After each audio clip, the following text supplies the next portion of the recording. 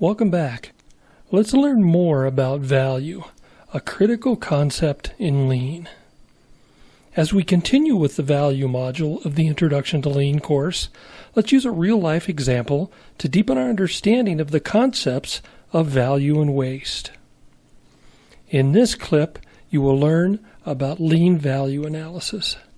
After completing this clip, you will have a strong understanding of value as it applies to Lean, be able to construct a Yamazumi diagram, be able to apply these concepts to your workflow. Now, let's get started. Here's the scenario. Your best friend calls at 4:30 in the afternoon to remind you about his birthday party tonight. After you hang up the phone, you realize that you remembered his birthday and got a gift, but you haven't wrapped it yet. The party is across town, and traffic going home is always crazy, so you don't have much time. But it only takes a couple of minutes to wrap a present, so no problem. The steps for Lean value analysis are: 1. Define value. 2. Characterize each activity in the process. 3. Create a visual representation of the process. 4. Analyze the results. 5. Improve the process. Step 1. Define value. Our formal definition of value is: value is any activity in our process that the customer is willing to pay for. Of course, in this example, no one is going to pay you to wrap your present, so let's modify our definition. For a physical process, we can think of value as anything that actually contributes to wrapping the present in a way that you, the customer, wants. Think of it this way. If you were good at wrapping presents, well-trained, and you had everything you needed at the table to do the wrapping, what would you still need to do to get it wrapped? That is value for gift wrapping. Let's get started. Step 2. Characterize each activity. First, start the clock.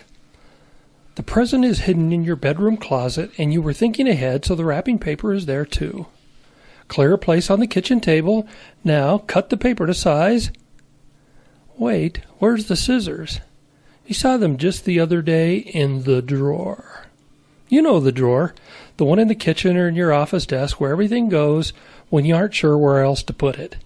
The drawer with the dead batteries, old toothpicks, and those pens, paper clips, and it seems like everything else. You're sure you saw the scissors there the other day, so let's go to the drawer. After looking for a minute, you realize that it'll be faster to just dump everything out on top the counter. No scissors. But there's that cell phone charger you were looking for the other day. Since you're in a hurry, you just pull all the stuff back into the drawer, and after a few pushes, it's shut. Next, the kids. Jane, your daughter, said Tim, your son, had the scissors outside. Tim's in the living room. After you get his attention and he takes off his online game headset, he says, "Yeah, I had them, but Mom took them." Janice, have you seen the scissors? Last time I saw them, they were in the drawer. Did you look there? Yeah, they weren't in there. Tim said you had them. You know, that's right. I was fixing your pants the other day. They're in the bedroom. On your way to the bedroom, you're thinking about other options. What about that box cutter? No, I took that back to work. While looking in the bedroom, Janice comes in and asks if you found them. Nope. I know they're here somewhere. Let me help. Here they are. I knew they were here. Finally, you have the scissors and are back at the table. Elapsed time 11 minutes, totally non-value added time. Now let's hurry and get the paper cut. Finally, we're adding some value. Cutting the paper takes just 20 seconds. So now, where's the Scotch tape? You saw it in the drawer. So back we go. Now back at the drawer, you pry it open and get the tape.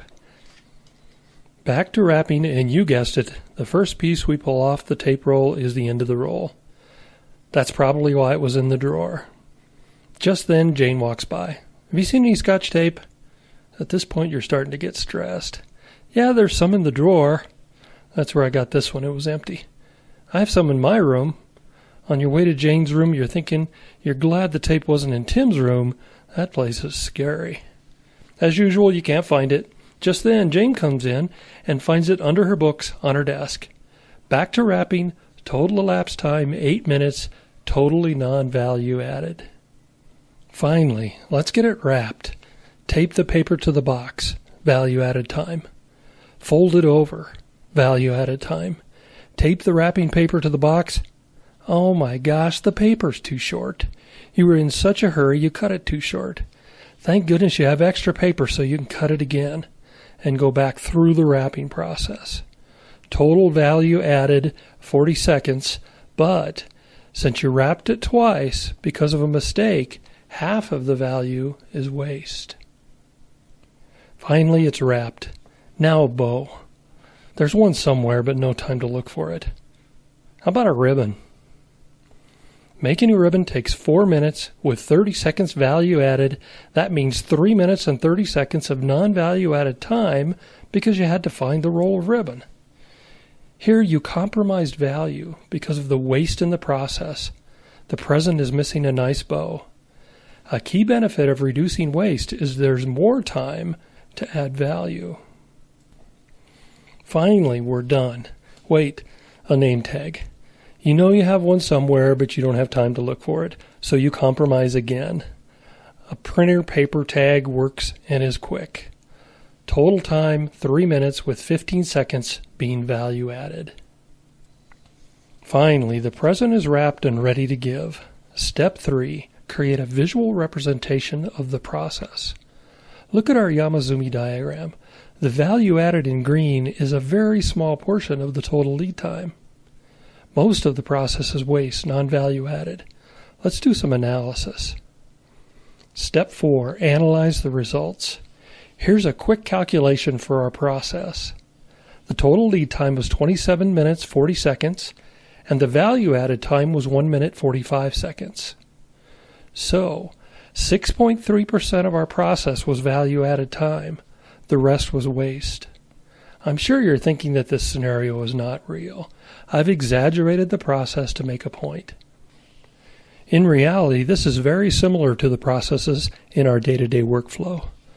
Small value added is especially true when we analyze processes that include more than one person, a large software development project, for example. The standard in industry is that a typical process is 5% value added and 95% non-value added. I have analyzed many real processes in my career, and I have never found one that is 5% value added. Usually, they are much less. Most processes I have analyzed have 1% value or less. So what does all this mean? Step 5, improve the process. It means there's a lot of opportunity to improve our processes. A key principle of Lean is that non-value added activities are usually easier to improve, and since they represent more of the lead time, eliminating waste will have a bigger overall impact. For example, by simply creating a method to find our scissors and Scotch tape quickly, the non-value added time would be reduced significantly, as you can see in our updated Yamazumi diagram. In the Lean Tool module, we will talk more about the tools of Lean. For example, 5S, creating a place for everything, that will help us eliminate the waste of motion. But first, let's apply what you learned with an assignment. Here's your assignment. Pick a process in your workflow and follow the 5-step value analysis process. It's important to be honest with yourself. The benefit of value analysis is to understand the current state so we can improve, not justify the current state. You can do your assignment for a small process like writing code, creating a report, having a meeting, daily Scrum report out, building a 3D model, testing the code you just wrote. Or you can use the 5-step process to map out your entire day. Good luck and stay tuned. In the next video, we'll talk about what the typical results might be.